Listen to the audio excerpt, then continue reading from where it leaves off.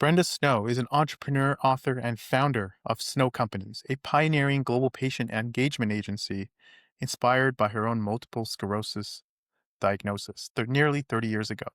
She has spent her career helping patients find their voice, improving how life science companies listen and respond. And in 2025, she released her best-selling book, Diagnosed: The Essential Guide to Navigating the Patient Journey, a roadmap for living fully after life-changing diagnosis. Tell me about life before your diagnosis. So, life, like a lot of people living with a life changing illness, life was, you know, normal, the air quotes, right? I was a single mom. I was doing the job. I was going to the grocery store. I was taking the kid to dance lessons, all the things that one expects to do in a busy day when you're working and raising a family.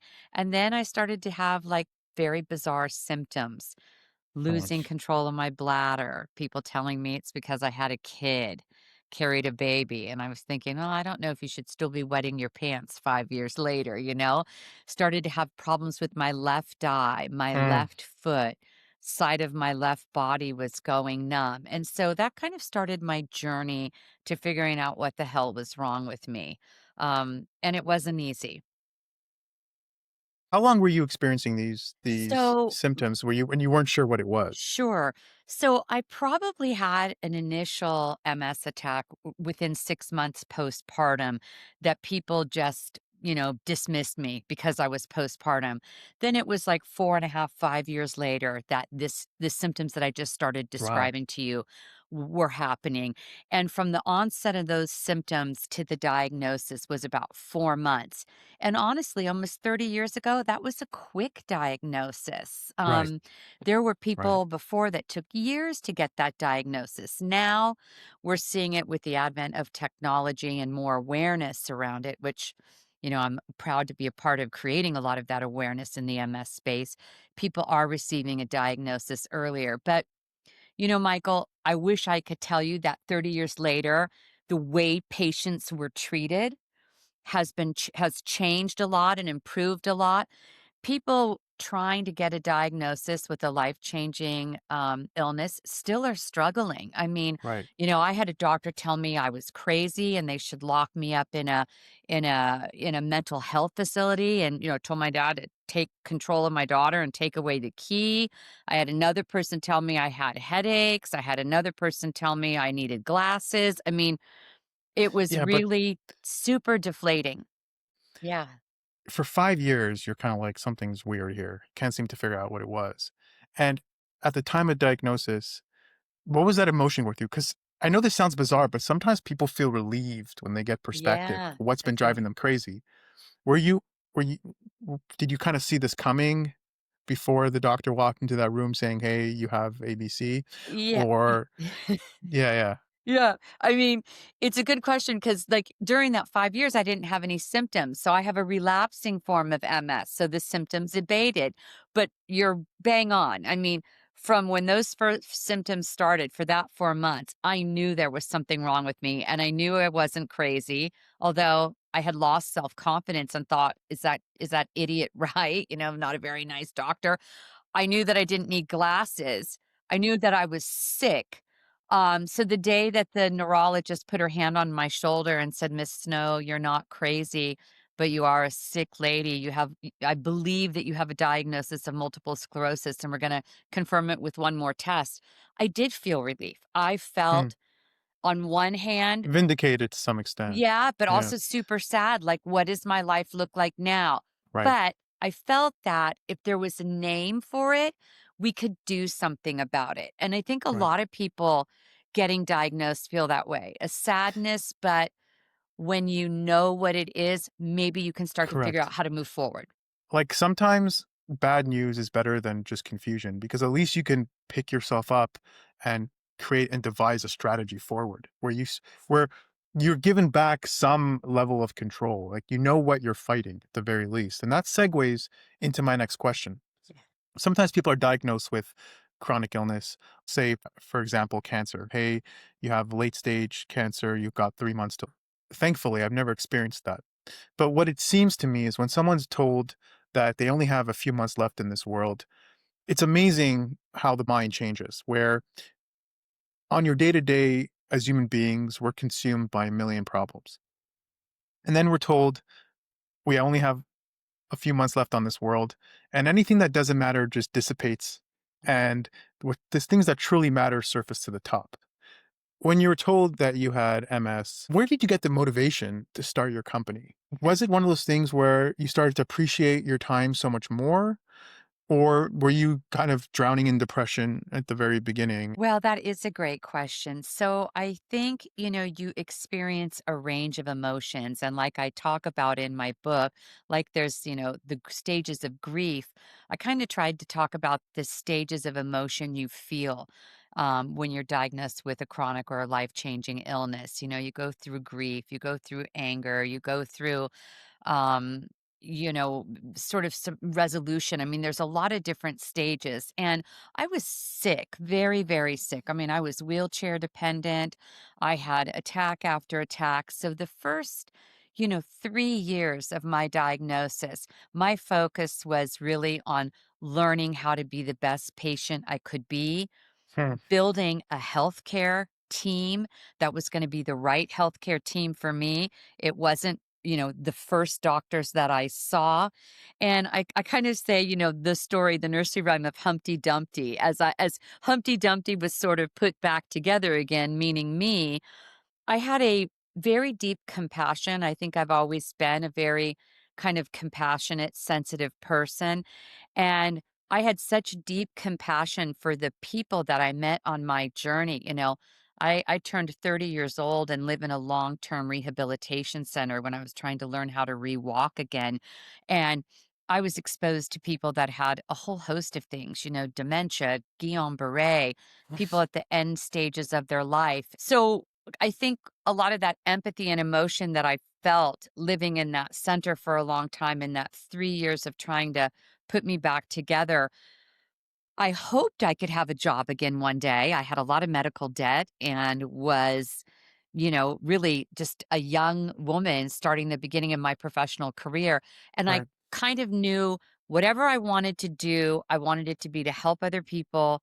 I wanted it to be in healthcare. And that sort of led me on my journey to what could that be. And I quickly found out that as I was meeting people, like we're meeting each other tonight and talking, that a lot of people were really moved by my story. I Mm, was one of the first patients that received an FDA approved product in the world for MS. So like mm, I had a little bit about, how that medication was helping me. I used a lot of multidisciplinary approaches to my MS. So I did a lot of like, which is now we're calling neurofeedback, but I did a lot of things like that. I saw a physical therapist all the time. I looked at my, sort of overall my nutritional composition, if you will. And so I was sharing this story along with my outlook of, I think, what it was like to kind of reframe positivity, but being really real and candid about those tough days. It's not like Pollyanna, like, oh, it's just great to have MS. And that resonated with people. And ultimately, that led as the impetus for my idea to kind of sort of disrupt the biopharmaceutical space. mm, That play had always been get a sales rep to talk to doctors about the drug. And I was kind of like, well, but the bottom line is the doctor doesn't take the drug and neither does the sales rep, right? But the person that they're missing out on here in the paradigm is the patient. So, how can we mm, serve the patient better? And I thought through person narrative storytelling. So, the very first foundations of Snow was a lot of storytelling, hearing from other people just like you. mm. And then that went on to build a very big global agency that was, acquired a few years back by Omnicom, which is in the news today as the largest, media conglomerate in the world Oh, now. wow. So yeah, Yes. so it was the one of the crowning achievements of my life along with battling MS and the ride of a lifetime. I loved being an entrepreneur.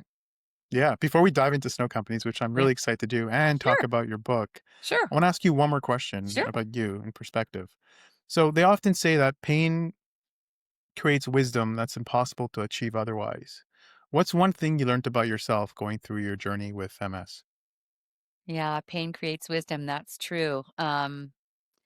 I think what I learned about myself is that I could handle a hell of a lot more than I ever like, if you told me before diagnosis I would be able to achieve everything I have now, looking back, I would have said, "You are nuts. There's no way. The, There's the, no the, way I've got that much grit and tenacity."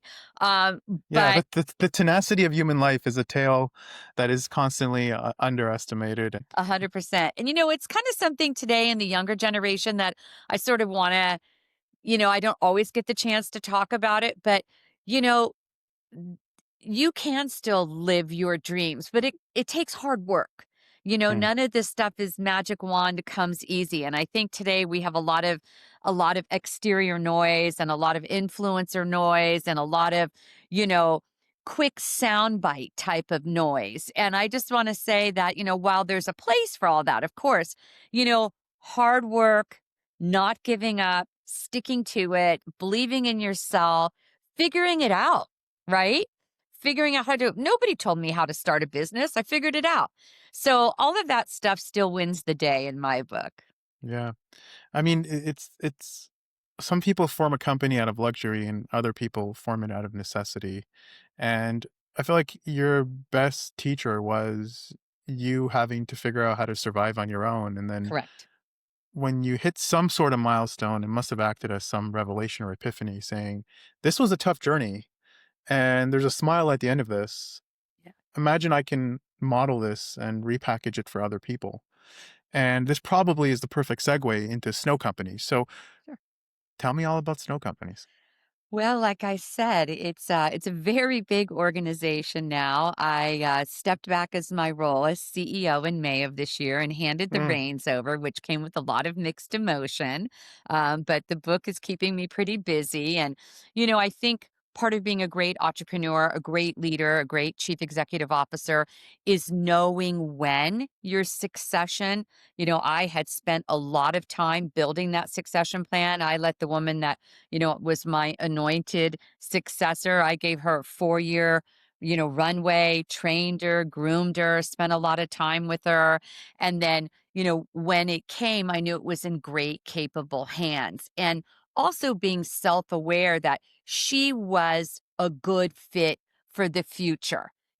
Where I'm at in my life and the things that I'm doing, I'm not the best fit to lead Snow into the AI generation and all of the changing landscape of healthcare. So I think that that is an important lesson too as a leader is to be self-aware and be vulnerable enough to know that there's a time and a place to do that.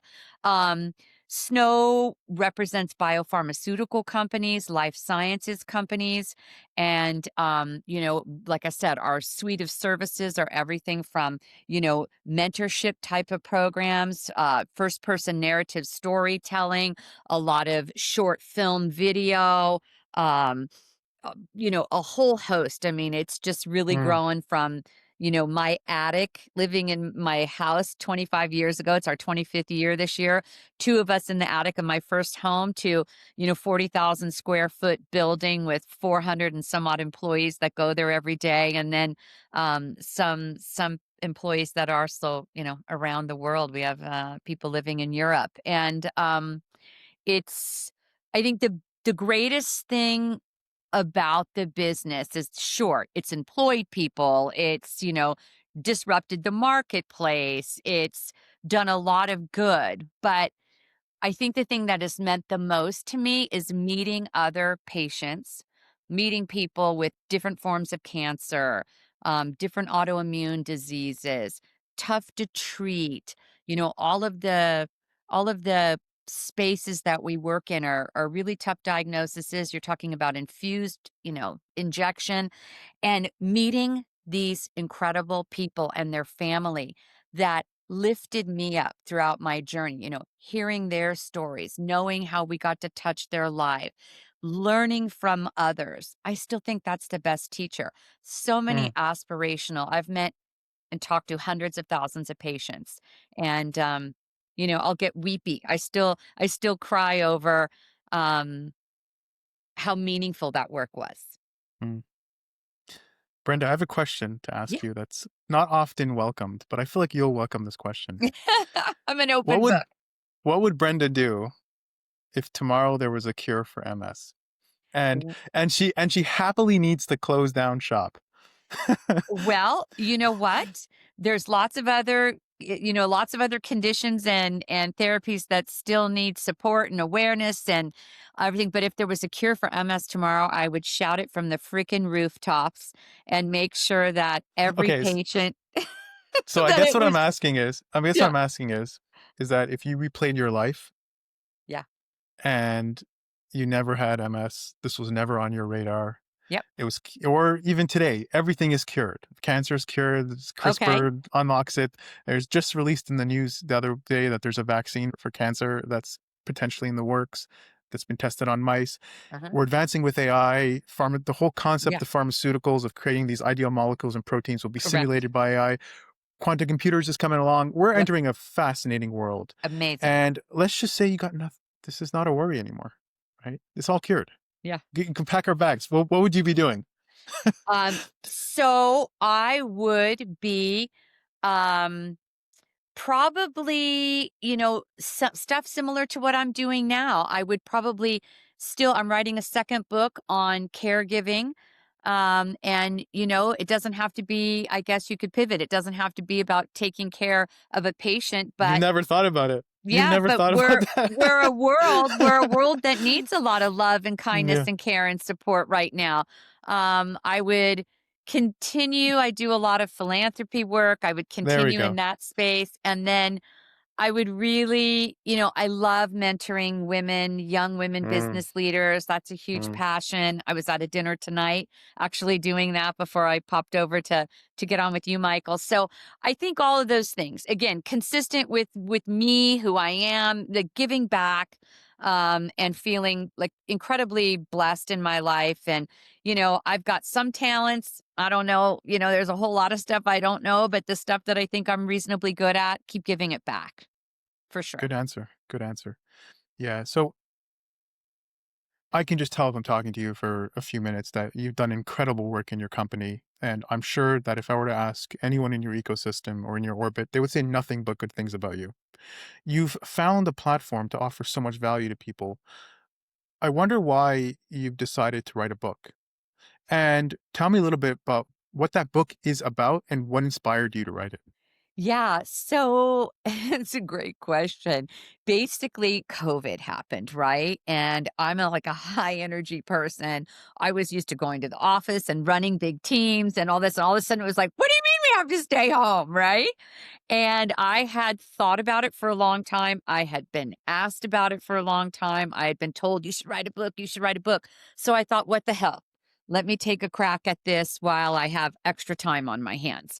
Well, writing a book is hard, and I didn't It's know the first. pain. Yeah, It I was takes done. I forever. Editing takes forever. And by and the I way, everyone who writes a book told me, like, you're not the first person to be like, I had nothing to do during COVID, and I decided to sit oh, down and get a and book then you done. think later, "My God, what was I thinking?" And then I said I would never write a second one, and I'm writing a second one, and I think, "What have I done?" Um, so Yeah, yeah, these things become addictive. The things that like are like the most stressful and time consuming. It's like going to school where you crammed in a whole semester in like a week, sleeping y on the library floor. You're like, this is the worst time of my life. I hate this. yeah, I hate I this. just I'm want to never go. gonna do it again. I just want to be done with school. And then you look back and you're addicted to that rate of growth, to that rate Yeah, of change, to doing yeah. so much in so little time. I think you're right. I think you just nailed it. And, so I started to write it and I was going to write a business book for those, young women and it wasn't coming. And it was kind of like, and I was like really like pissed off in bed one night thinking like, why can't I get it out? It's like all right here. Why is it jumbled? And then I thought, it's because I'm not starting at the beginning of my story. I only became Mm, a woman that could mentor other women in business because I was this patient first. And then as I started to write it, it's a hybrid. It's a self-help book for people diagnosed, but it's also got memoir-esque narrative through it. And then it mm, became cathartic. Then it was like, oh, I'm going to let it rip about this, doctor that misdiagnosed me. And so then it kind of became getting it out, and then giving the wisdom, not only from my experience, but all those hundreds of thousands of patients I told you about, taking some of their stories and best practices and putting into this book so that when you hear the words, you have X chronic illness, hopefully this book gives you a little bit of a guide and a roadmap to get through the roller Mm. coaster you're about to get on. Yeah, that leads me to my next question. Unfortunately, the question I asked you, if everything was cured, what would you do, is purely a hypothetical one. Unfortunately, bad diagnoses come people's way all the time. Mhm. And someone gets a life-changing diagnosis where their literal world is crashing in front of them, and that where they go through that moment where they literally have to relive every thought about their future in their head again, given 100%. this new piece of data that's been presented to them. Yeah. What would be the one piece of advice you'd give to someone who just got life-changing news? The first thing to just because you're going to feel very isolated to know that you're not alone. Mm, To know that you're not alone. And I always tell people, and it sounds too big and sounds maybe even a little Pollyanna ish at times, but to not give up on hope because I really think hope drives choice. And when you have mm, a life changing illness, if you don't know that you will have choices ahead of you, your life is going to look different, but there are still beautiful choices in front of you, beautiful avenues to pursue, things that will blossom for you. You can't see it sometimes in this dark place. So if you give up on hope, you really kind of box all of that out. And I have seen too many people go to a really dark, depressing, scary place, and I don't want that for anybody because you're worth mm. it. Your life is worth it. Yeah. Yeah, well said. As Thank Steve you. Jobs said, it's really, really hard to connect the dots looking forward, but it's in hindsight is always 2020, and it's pretty easy when you're looking back and you see how it all kind of played out. And I think you're a shining example of that, where, Thank you. you were going through 5 years of hell, and you not only helped yourself, but you created a platform and a system to help countless other people. When it's dark, just look at people who figured it out and come to them for information, and perhaps they should read your book. Yeah, and, you can get a hold of me on my website, and I'm always happy to take a call from anybody, truly. Yeah, Brenda, that was my next question, was how can people get in touch with you? But So they can go to www.brendasnow.com and they can hit me up there and it'll populate my email. My new website will be launching soon, so it'll be a little bit more intuitive. And the book is available on Amazon. Just want to say it's coming up to the end of the year. I just looking at the royalty check and I'm donating all of my proceeds to mm, health related charities. So I'm very, very proud about that. And again, giving back is important to me. And that's how they can get a hold of me. And looking forward to connecting with you again when book two comes out, or just anytime you want a lively guest. I mean, it is 10 o'clock at night and I'm yeah, bringing you the have heat, great energy, I Michael. have to say that. It is honest pleasure talking to you. I was half asleep before we jumped on air, I promise you. My brain was fried. I'm like, "I don't even know if Yeah. I can Well, do here you this." go. I'm your girl. Yeah, but I fed off your energy and I've made it through. Brenda, it's been such a pleasure talking to you. Thank you. You Thank you for your too. time and And wisdom. hopefully I'll see you in Miami soon. Yes, 100%.